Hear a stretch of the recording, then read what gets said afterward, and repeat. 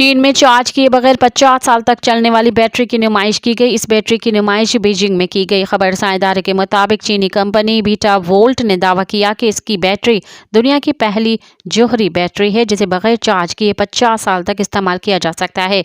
Battery आजमाइशी मरहले में दाखिल हो चुकी है। मीडिया के मुताबिक मुस्तकबिल में इस बैटरी को मोबाइल फ़ोन और ड्रोन जैसे कमर्शियल आलात के लिए बड़े पैमाने पर तैयार किया जा सकेगा।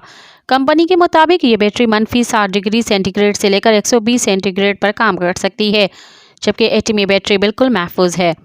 बीटा वोल्ट कंपनी के मुताबिक बैटरी से कोई तापकारी बाहर नहीं निकलती, जबकि सिक्के से भी छोटे मॉड्यूल में 63 एटमी आइसोटॉप्स को यकजा किया गया है। मज़ीद ख़बरनि ऐं तफ़सीलात लाइ विज़िट कयो असांजी वेबसाइट www.awamiNewsHD.com ऐं ॾिसंदा रहो अवामी न्यूज़ HD।